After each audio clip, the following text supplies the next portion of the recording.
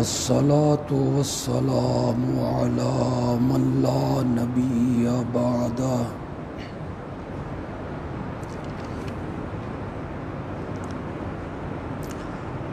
وعلى آله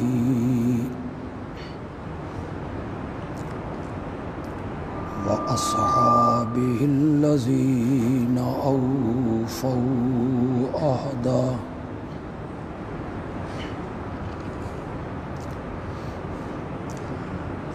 أما بعد فأعوذ بالله من الشيطان الرجيم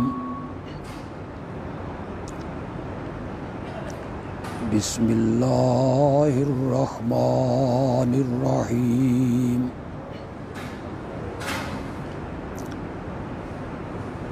عسى الله أن يجعل بينكم وبين الذين عاديتم منهم مودة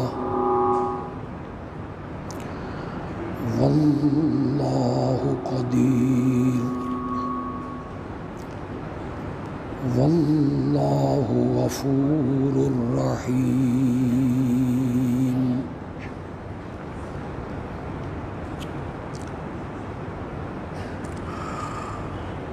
اللهم صل على سيدنا ومولانا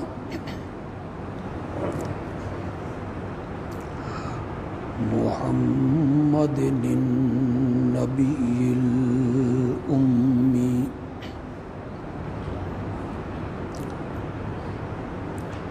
وعلى آله وأصحابه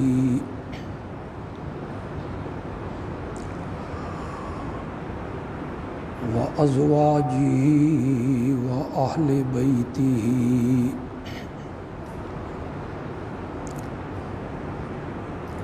وبارك وسلم ثم صل عليه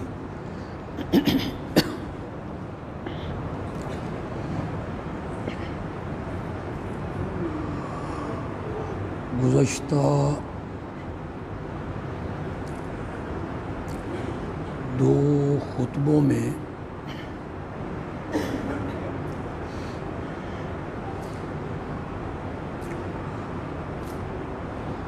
اس عنوان پر گفتگو ہوئی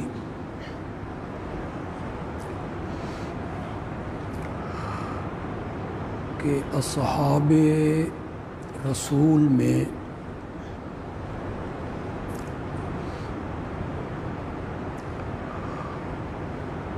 سیدنا معاویہ رضی اللہ تعالی عنہ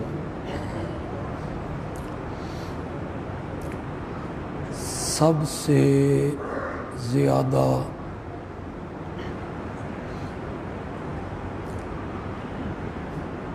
مظلوم صحابی ہیں۔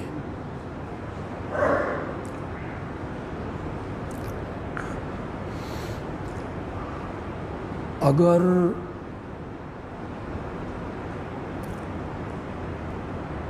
حضرت سیدنا معاویہ رضی اللہ تعالی عنہ 20 سالوں کے لیے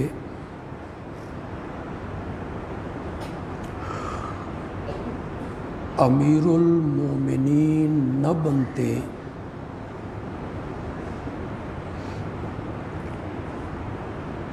اور اپنے دور خلافت میں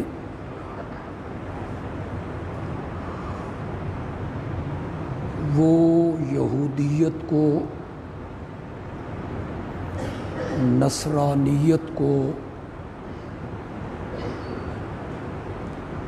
رافضیت کو، سبائیت کو ناکوں چنے نہ چبواتے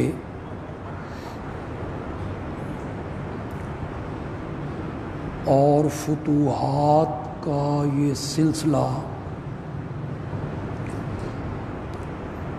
وہ وسیع نہ کرتے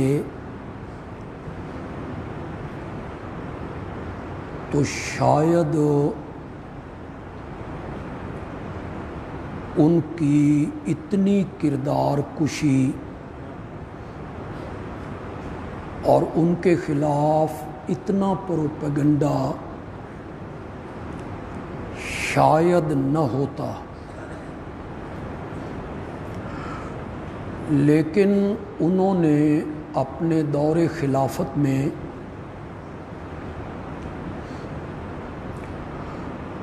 یہودیت اور سبائیت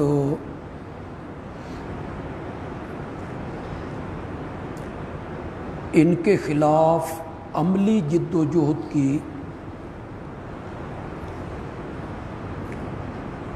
تو ان لوگوں نے ہماری تاریخ میں گھس کے اور اہل سنت کا لبادہ اوڑھ کے ہر ممکن کوشش کی کہ حضرت سیدنا معاویہ رضی اللہ تعالی عنہ کو اتنا بدنام کر دیا جائے، ان کی وقت گھٹا دی جائے،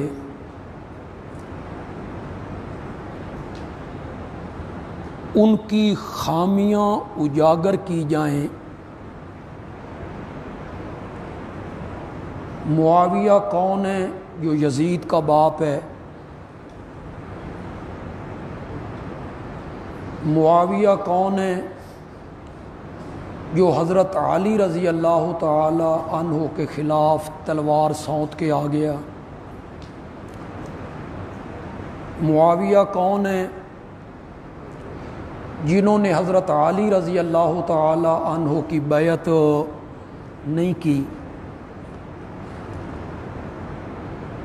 تو لوگوں کے ذہن میں ایک عجیب سی تصویر اور خاکہ حضرت معاویہ کا بٹھایا گیا اور جمایا گیا۔ عام میں جو لوگ پڑھے لکھے ہیں، تاریخ پر ان کی نظر ہے، وہ اس پر زیادہ غور کریں، اور باقی لوگ بھی میری بات کو کیچ کریں اور مجھے ایک بات کا جواب دیں۔ کیا حضرت سیدنا علی رضی اللہ تعالی عنہ کے خلاف لشکر کشی سب سے پہلے حضرت سیدنا معاویہ نے کی تھی یا ام المومنین عائشہ صدیقہ نے کی تھی؟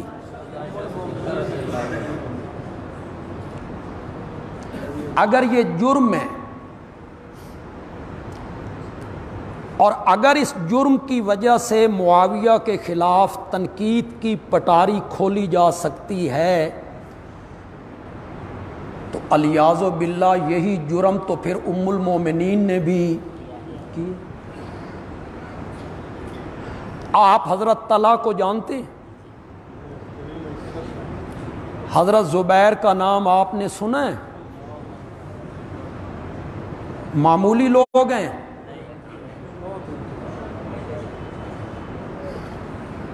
ان 10 صحابہ میں شامل ہیں جنہیں میرے نبی نے نام لے کر جنت کی بشارت دی۔ وہ دونوں حضرت عائشہ کے لشکر میں شامل ہو کر حضرت علی کے خلاف نہیں آئے۔ وہاں تمہاری زبانیں خاموش ہو جاتی ہیں، تمہارے کلموں کی سیاہی خشک ہو جاتی ہے۔ میرے نبی نے پھر اور بات سنو، صرف آئے نہیں، شہید ہوئے۔ اسی جنگ میں شہید ہوئے، اور میرے نبی نے فرمایا تھا زبیر کا قاتل جہنم میں جائے گا، وہ اسی جنگ میں شہید ہوئے۔ اور حضرت طلحہ احد کے میدان میں میرے نبی کے سامنے ڈھال بن کے کھڑا ہو گیا، ہاتھوں پہ تیروں کو روکا تھا۔ اور جب نبی پاک صلی اللہ علیہ وسلم نکاہت کی وجہ سے، ضعف کی وجہ سے، کمزوری کی وجہ سے، زخمی ہونے کی وجہ سے ایک پہاڑی پہ چڑھنے لگے اور آپ سے نہ چڑھا گیا، تو حضرت طلحہ رکوع کی حالت میں ہو گئے، اور میرے نبی ان کی پیٹھ پر پاؤں رکھ کر اس پہاڑی پہ چڑھے، اور میرے نبی نے فرمایا احد کا سارا دن تو ہے ہی طلحہ کا۔ انہوں نے بھی بیعت نہیں کی۔ انصاف کی آنکھیں کھولو نا، یک طرفٹ یک چشمے گل ہو گئے ہو، ایک آنکھ آپ نے بند کر لی صرف حضرت معاویہ کو رگیدنے کے لیے۔ تو یہ حضرات بھی تو مقابلے میں آئے۔ کچھ باتیں بڑی عجیب ہوتی ہیں، آپ سن کے تعجب بھی کرتے ہیں۔ حضرت علی رضی اللہ تعالی عنہ کے بڑے بھائی 20 سال عمر میں بڑے ہیں۔ کتنے سال؟ حضرت عقیل رضی اللہ تعالی عنہ، انہوں نے بھی اپنے بھائی کی بیعت نہیں کی، وہ معاویہ کے دائرے میں تھے۔ چلو سکا بھائی بیعت نہیں کرتے، اور پھر تم سے کوئی جواب نہ بن پڑا، تو پھر مورخین نے لکھا کہ کسی نے حضرت عقیل سے پوچھا کہ تم نے حضرت علی کی بیعت نہیں کی اور معاویہ کے پاس چلے گئے ہو، اس کی وجہ؟ تو وہ کہنے لگے دین اور ایمان اور تقوی یہ تو میرے بھائی کے پاس ہے، معاویہ کا دسترخوان اچھا ہے۔ یہ صحابی کی تم نے تصویر پیش کی، پھر یہ میرے نبی کا صحابی ہے جو دسترخوان پہ بک جاتا ہے۔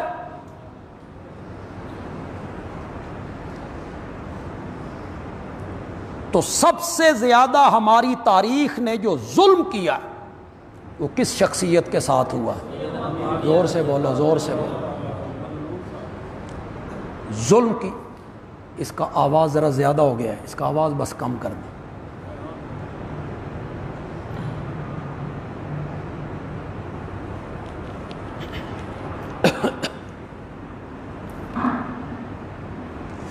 میری بات آپ کو سمجھ آ رہی ہے؟ آواز آ رہی ہے آپ؟ بس ٹھیک ہے یار۔ پھر لطف کی بات یہ ہے کہ حضرت سیدنا معاویہ رضی اللہ تعالی عنہ کو سامنے رکھ کے نا، ان کا جو خاندان ہے نا بنو امیہ، پھر اسے رگیدا۔ تم اس عالمی مبلغ کی تقریریں نہیں سنتے رہتے ہو جو رانوں پہ ہاتھ مار کے کہتا ہے بنو امیہ بڑا ظالم قبیلہ تھا، بنو امیہ بڑا ظالم قبیلہ۔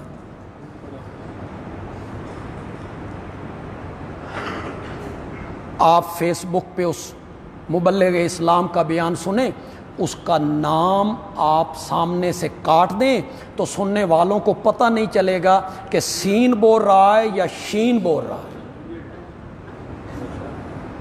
انہی کی بولی بولتے ہو، تاریخ کی کتابوں کو سامنے رکھ کر انہی کی بولی بولنے لگے ہو۔ ابتدائی دور میں جب میرے نبی نے کلمہ توحید کی دعوت دی مکے میں، سن رہے ہو کیوں نہیں سن رہے ہو؟ ابتدائی مہینوں میں، ابتدائی سالوں میں صرف 3 بندے ہاشمیوں میں سے مسلمان ہوئے اور 14 بندے بنو امیہ میں سے مسلمان ہوئے تھے۔ تم بس پیٹتے رہتے ہو کہ یہ بڑا ظالم خاندان تھا. تمہیں اس کا خیال نہیں آتا کہ میرے نبی کا دوہرا داماد حضرت سیدنا عثمان رضی اللہ تعالی عنہ کس قبیلے سے تھے؟ تو حضرت عثمان کے قبیلے کو رگیدتے رہتے ہو. 2 بیٹیاں دی میرے نبی نے اور فرمایا میری 100 بیٹیاں ہوتی یکے بعد دیگر مرتی چلی جاتی, میں عثمان کے نکاح میں دیتا چلا جاتا. یہاں 2 دی, داماد نے سینے میں ایسی ٹھنڈ ڈالی کہ میرا نبی کہتا ہے 100 بھی ہوتی. حقائق بڑے کڑوے ہوتے ہیں, ہم بھی کبھی کبھی چشم پوشی کر جاتے ہیں, ورنہ اٹھاؤ بخاری, ادھر تم نہیں جاؤ گے. اگر بخاری میں کوئی روایت معاویہ کے خلاف تمہیں مل جاتی نا, تم نے کبڈی کے پہلوانوں کی طرح اچھلنا تھا.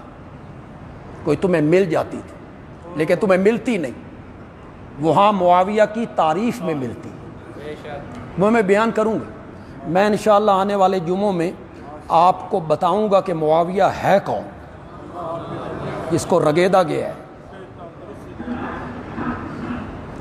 نہیں ملتی تمہیں, ورنہ اٹھاؤ بخاری. فاطمہ روتے ہوئے میرے نبی کے گھر آئی تھی. آپ میں سے کسی کو اس واقعے کا پتہ ہے کہ کوئی نہ؟ بولو ذرا بولو.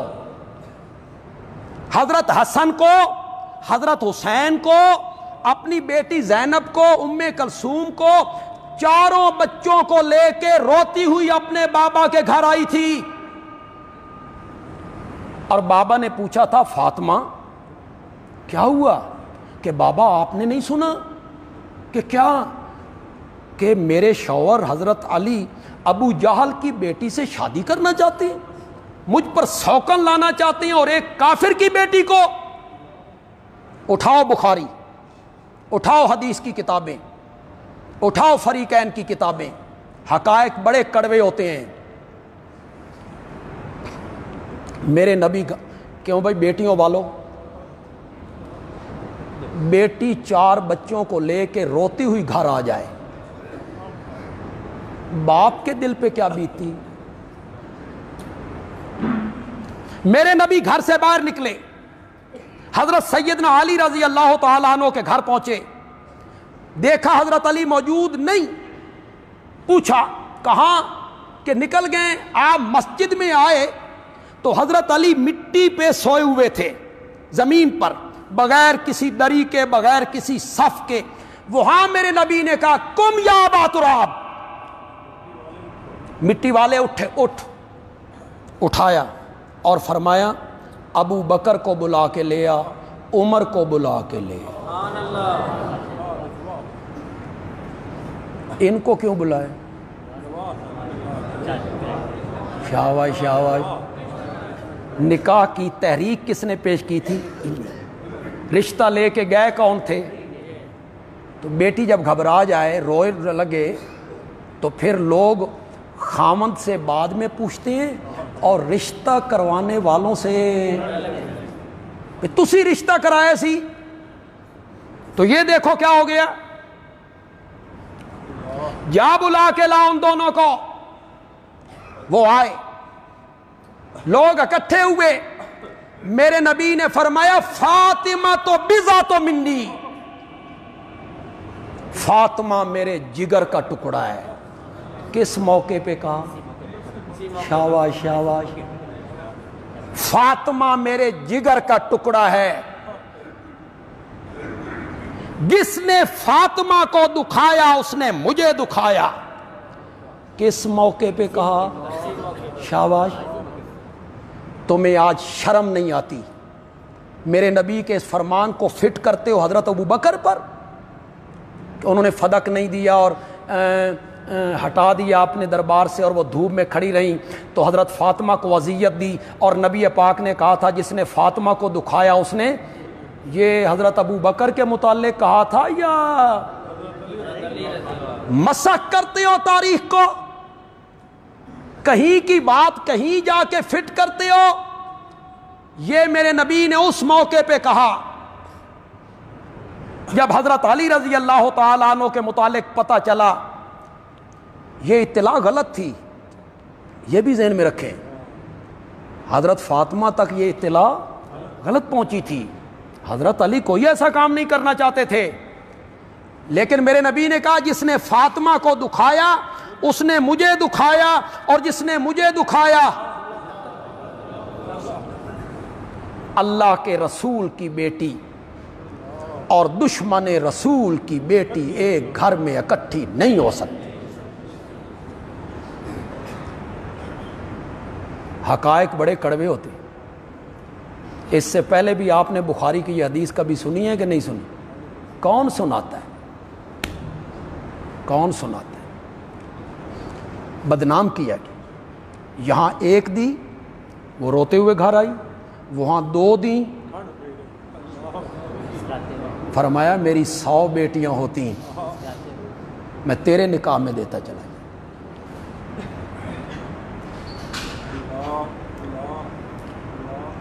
پھر بنو امیہ اور ہاشمیوں کے درمیان رشتہ داریاں ہیں. حضرت حسین کے پوتوں نے حضرت عثمان کی پوتیوں سے شادیاں کی ہیں. آپ تاریخ کی کتابوں میں اس کی تفصیل پڑھیں. ان کے درمیان برادری ہے، رشتے ناتے ہیں، شادیاں ہو رہی ہیں، اور تم نے یہاں کہا کہ یہ دونوں قبیلے جو تھے نا یہ بڑے ظالم تھے. اور خدا کی قسم جن لوگوں نے روایتیں گھڑی ہیں نا اور کہانیاں بنائیں، ہاشم اور امیہ دونوں جڑواں پیدا ہوئے تھے، ان کی پیٹھیں ملی ہوئی تھیں، تلوار کے ذریعے ان کو جدا کیا گیا. بس وہ جو پہلے دن دونوں کے درمیان تلوار چلی نا، ہاشم اور امیہ جڑواں پیدا ہوئے تھے. تو اتھے دائی لگا ہوا ایسا ہے، جڑواں پیدا ہوئے تھے. تمہیں شرم نہیں آتی؟ تمہیں اتنی حیا نہیں آتی یہ بیان کرتے ہوئے؟ ہاشم اور امیہ یہ دونوں بھائی نہیں تھے، چچا بھتیجا تھے. اپنی اصلاح کر لو. یہ دونوں بھائی کیا تھے؟ وہ چچا بھتیجا ہیں، یہ جڑواں پیدا کی تھی کھلوتا. لوگ مان رہے ہیں اس کو، اور ان کی آپس میں رشتہ داری بھائیوں والی ہے یا چچا بھتیجے والی؟ چچا بھتیجے. بس بدنام جو کرنا ہے ایک قبیلے کو. کیوں؟ قبیلہ کس کا ہے؟ معاویہ کا اس قبیلے سے تعلق. پھر معاویہ کی ماں کو بدنام کیا گیا، حضرت ہند. اپنی اصلاح کر لیں. لوگ ہندا کہتے ہیں، ہندا نا لفظ کیا ہے؟ ہند. سیدہ ہند میرے نبی کی خوش دامن ہے، میرے نبی کی ساس ہے. سن رہے ہو کہ کون نہیں سن رہے ہو؟ میرے نبی کی خوش دامن ہے. فتح مکہ کے دن میرے نبی کی خدمت میں آئی. میرے نبی نے جب پہچانا کہ ہند ہے تو طبقات ابن سعد نے لکھا سن سکتے ہو تو سنا. میرے نبی نے کہا مرحبا بکے، خوش آمدید، جی آیا نو. کس کو کہہ رہے ہیں؟ کون کہہ رہا ہے؟ تمہاری زبانیں گز گز لمبی ہو جاتی. میرے نبی کو پتہ نہیں تھا کہ اس نے عہد میں کیا کیا تھا؟ میرا نبی نہیں جانتا تھا عہد میں اس نے کیا کیا ہے؟ میرا نبی بھی تو جانتا ہے. کہانیاں تم نے بنائی، کلیجے چبانے کی، جگر چبانے کی، اور یہ تم نے کہانیاں بنائی. یہ کسی مستند حدیث میں نہیں ہے. میں ابھی بیان کروں گا تو آپ کو ساری بات سمجھ آ جائے گی. میرے نبی نے کہا مرحبا بک، جی آیا نو، خوش آمدید. یہی وہ بات بیان کر دیتا ہوں، یہی کر دیتا ہوں. حضرت حمزہ کا قاتل کون ہے؟ واشی. کون ہے؟ واشی. وہ آیا تو میرے نبی نے کیا کہا؟ शाबाश शाबाश। वो आया जिसने कत्ल किया। कत्ल करना ज्यादा जुर्म है या कलेजा और जिगर निकाल के चबाना ज्यादा जुर्म है? ये जुर्म है ना मुसला करना, आज़ा काट लेना, जिगर चबा लेना, दिल निकाल लेना, ये बहुत बड़ा जुर्म है ना, इंसानियत के लिहाज से भी जुर्म है। लेकिन वाशी आया तो फरमाया मेरे सामने ना आया करो। मुझे चचा याद आ जाता है, मेरी पीठ पीछे बैठा करो। हमजा का कातिल आया तो फरमाया मेरे सामने ना आया करो। और अगर इसने कलेजा चबाया होता तो मेरे नबी कहते मरहबा। इसको क्या कह रहे हैं? मरहबा, जी आयानू, खुश आमदेद। आगे जरा सुनो। जब बैत की, हिंद ने हाथ बढ़ाया, दूसरी औरतें भी थीं। मेरे नबी ने फरमाया मैं गैर महरम औरत का हाथ अपने हाथ में नहीं लिया करता। हालांकि सास है, महरम है, महरम है, सास है, महरम है, माँ है। प्याला मंगवाया, प्याला, उसमें पानी, वो ज़रा फराख प्याला था।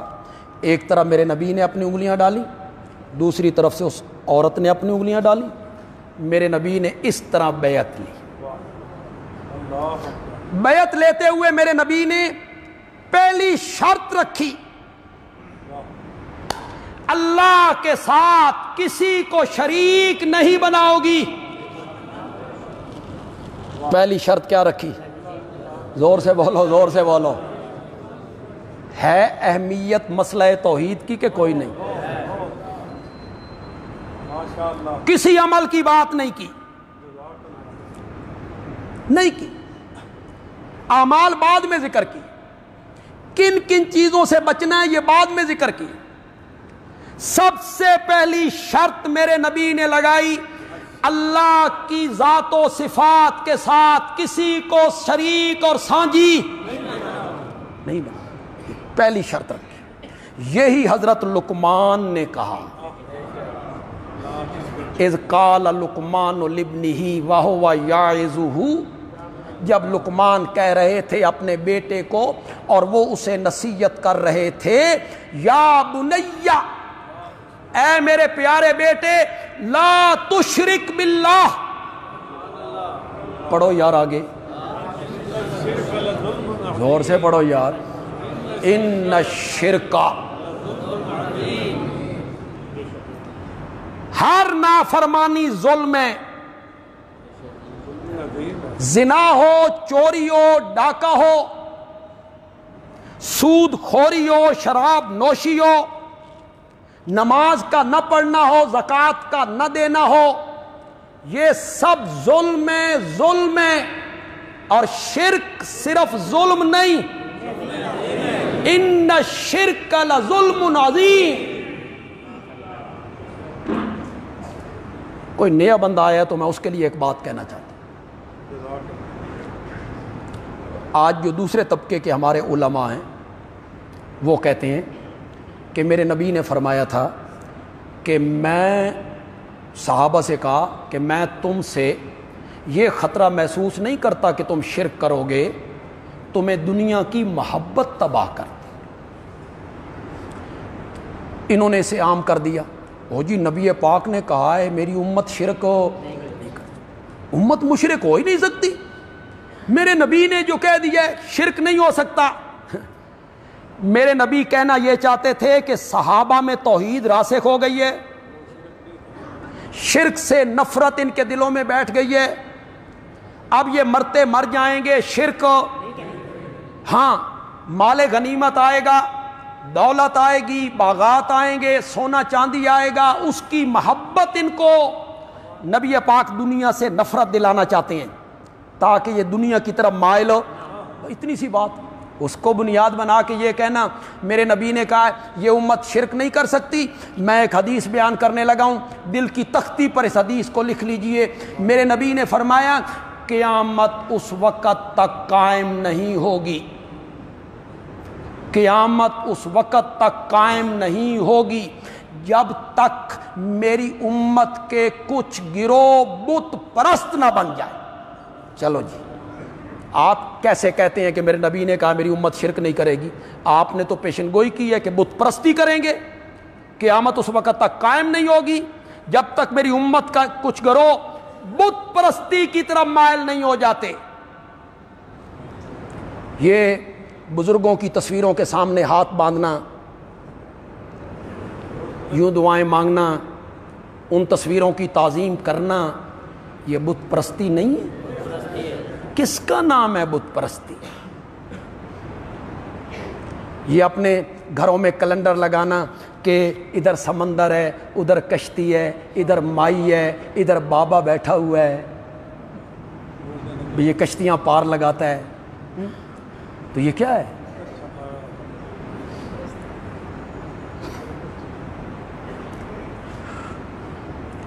شرک نہیں کرو گی،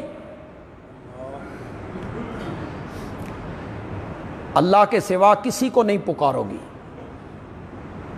کسی سے غائبانہ مدد نہیں مانگو گی۔ ہند کہتی ہے اللہ کے سوا کوئی اور مددگار ہوتا تے آج سن اے دن ویکھنا نصیب ہو کہ ہم مغلوب ہو گئے، مفتو ہو گئے، آپ فاتح بن کے آ گئے۔ میرے نبی نے فرمایا چوری نہیں کرو گی، دوسری شرط رکھی، چوری نہیں کرو گی۔ ہند نے کیا کہا اور میرے نبی نے کیا کہا بتاؤں آپ کو؟ بولتے کیوں نہیں؟ بتاؤں، لیکن اپنی زنانیاں نو جا کے نہیں دسنا، نہیں تو تہاڈی خیر نہیں۔ ہند کہنے لگی یا رسول اللہ، میرے خاوند ابو سفیان ہے نا، وہ ذرا خرچے کرنے میں ہاتھ کھینچ کے رکھتے ہیں، یہ کھانے پینے کا، پہننے کا، بچوں کا جو خرچہ ہوتا ہے نا، اس میں ذرا ہاتھ کھینچ کے رکھتے ہیں، تو میں کبھی کبھی ان کی جیب سے ان کو بتائے بغیر کچھ رقم نکال لیتی ہوں، یہ تے چوری چ نہیں نا؟ حال میں تو وقت ہے میں اتنے بس کر دینا، نہیں سنا، نبی پاک کا جواب نہیں سناتا۔ نبی پاک نے فرمایا سنہری چیزوں میں ایسا کام نہ کیا کرو، سبز چیزوں میں کر لیا کرو، یعنی سبزیاں اور سنہری سونا چاندی، وہ جو مال ہے، دولت ہے، سونا چاندی ہے، یعنی بغیر ضرورت کے خاوند کا مال اس کے پوچھے بغیر نہ لیا کرو۔ اور یہ جو سبزی، کھانے پینے، پہننے کا سامان ہے، اگر خاوند کنجوس ہے تو اس دے جیب چوں اس دی اجازت بغیر کڈ لو تے کوئی حرج نہیں۔ ہن دسو بھئی گھر جا کے دسنا کہ نہیں دسنا؟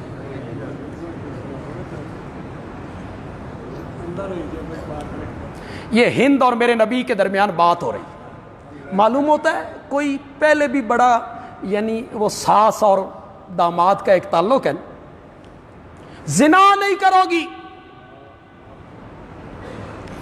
ہند کہتی ہیں زنا اور شریف زادی زنا کرے، یہ کیسے ہو سکتا ہے؟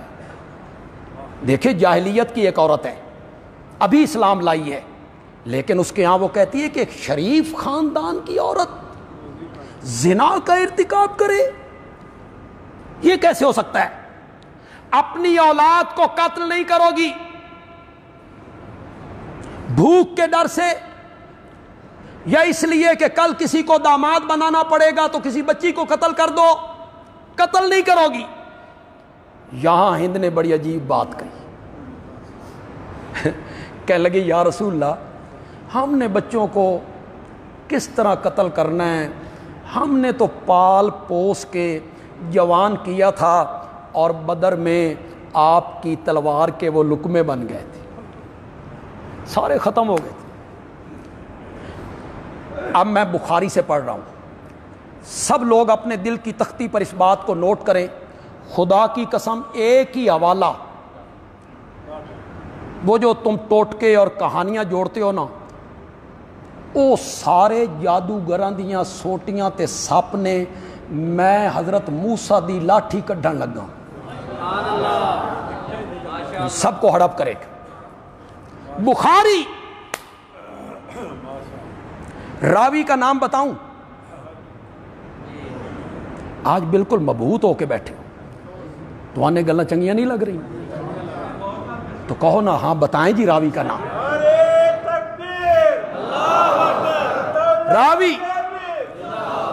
راوی اس حدیث کی ہے ام المومنین عائشہ صدیقہ۔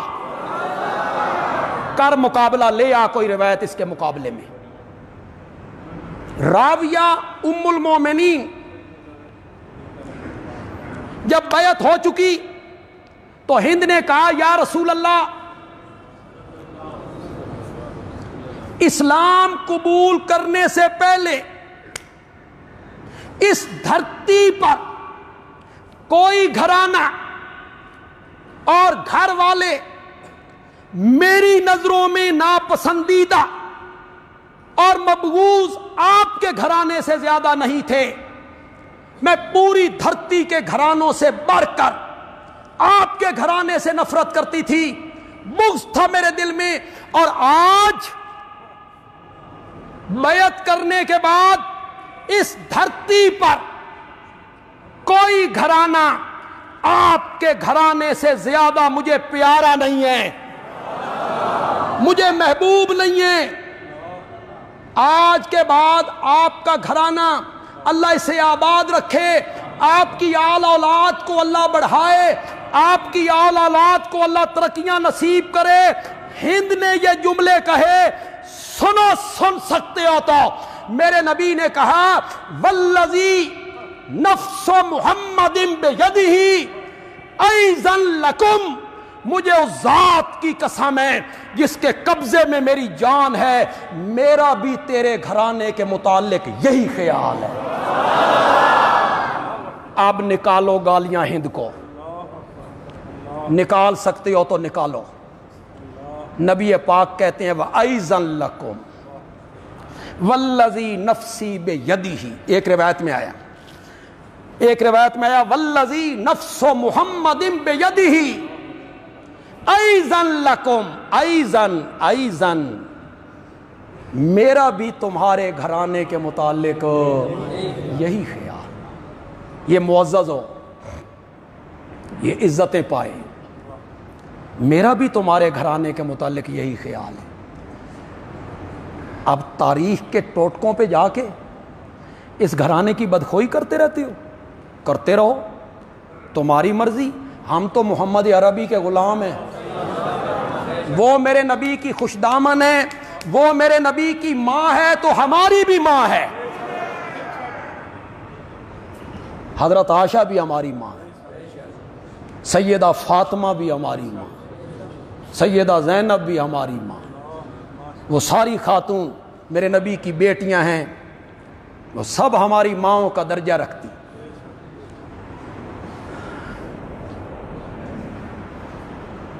اللہ تمہارے گھرانے کو بھی اسی طرح عزت دے جس طرح تم میرے گھرانے کے متعلق کہہ رہی ہے۔ یہ حضرت، پھر جب حضرت ہند اٹھیں، اٹھ کے گھر گئیں، اللہ اکبر، سب سے پہلا کام کیا کیا؟ کلہاڑا لے کے نا، وہ جو بت تھا نا جس کی منتیں اور نظریں اور چڑھاوے اور سب سے پہلے اس کے سر پہ ضرب لگائی اور یہ کہتے ہوئے ضرب لگائی تم ہی کی وجہ سے ہم دھوکے میں تھے، تمہاری وجہ سے ہم فریب میں تھے، تمہارے ہاتھ میں کیا ہے؟ بات وہی سچی ہے جو محمد عربی کہتا ہے صلی اللہ، کہ ساری قدرتیں، ساری طاقتیں، تمام تر قدرتیں اور تمام تر قوتیں یہ صرف اور صرف کس کے ہاتھ میں ہے؟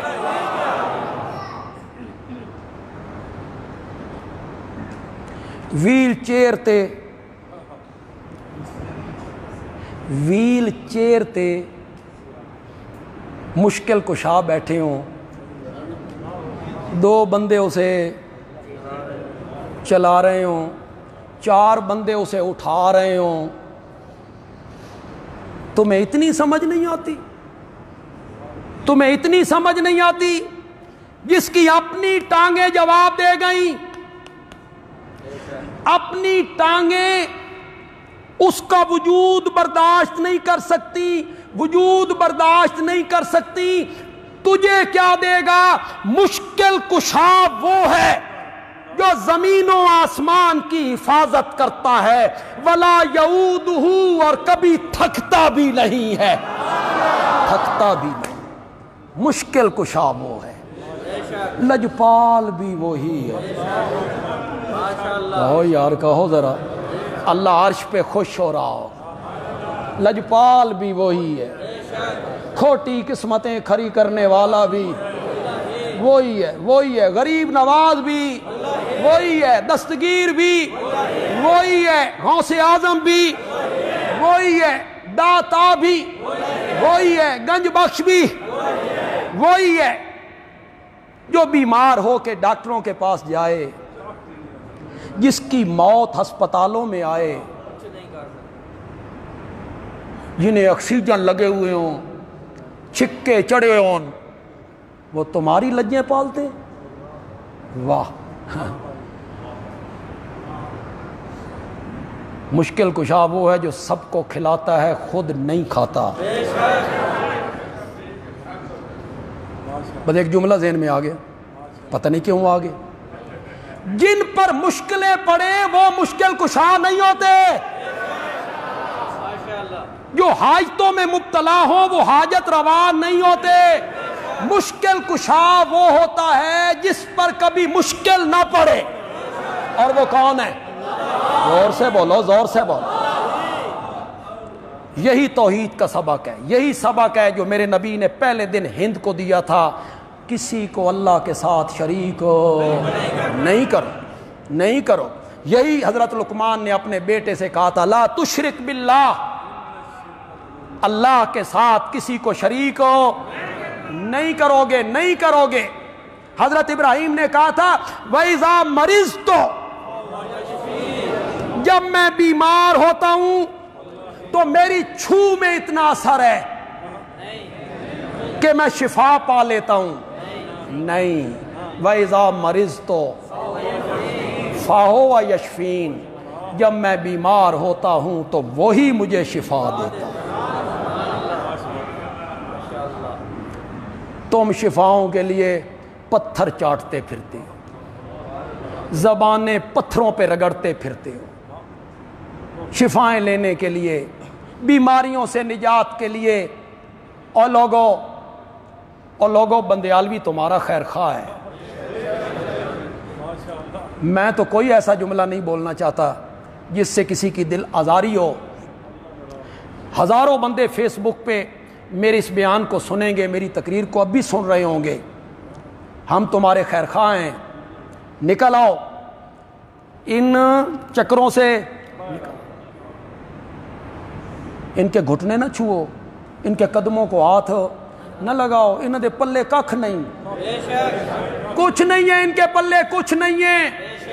قرآن پڑھو، قرآن کہتا ہے اللہ کے سوا جن کو تم پکارتے ہو، لا یملکون مثقال ذرۃ ما یملکون من قطمیر، کھجور کی گٹھلی کے اوپر جو ایک باریک سا پردہ ہوتا ہے، وہ اس پردے کے مالک نہیں، وہ اس پردے کے مالک نہیں، ایک ذرے کے مالک نہیں۔ اور جب اپنی بات کرتا ہے تو کہتا ہے قل اللہم مالک الملک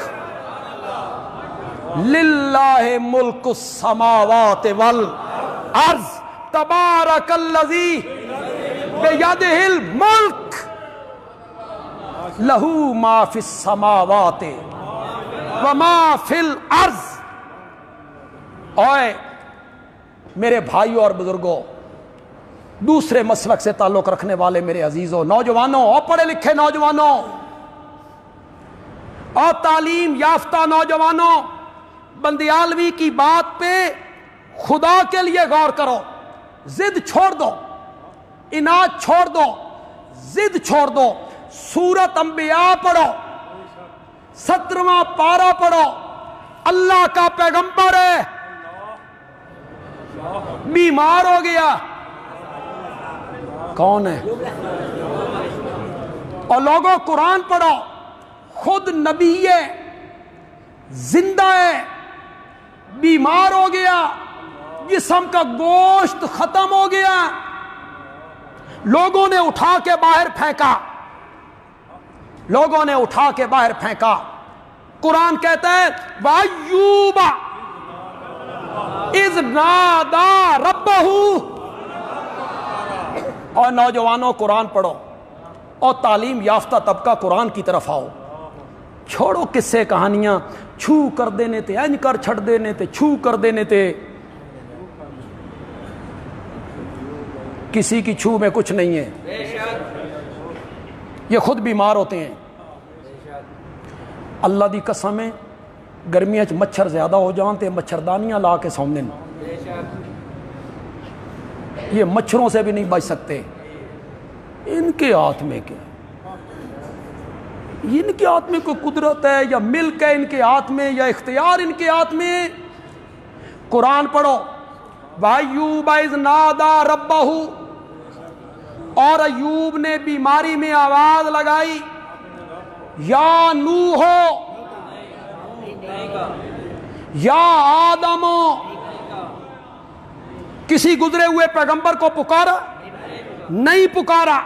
وَأَيُّوبَ إِذْ نَادَى رَبَّهُ أَنِّي مَسَّنِيَ الضُّرُّ وَأَنْتَ أَرْحَمُ الرَّاحِمِينَ۔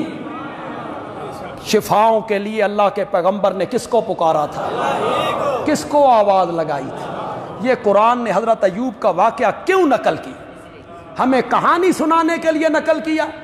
اس لیے نقل کیا کہ تمہیں بتایا جائے کہ شفائیں دینے والا اور بیماریوں میں پکار کے لائق وہ صرف اور صرف کون ہے؟ اسی کے سامنے التجائیں کرنی چاہیے۔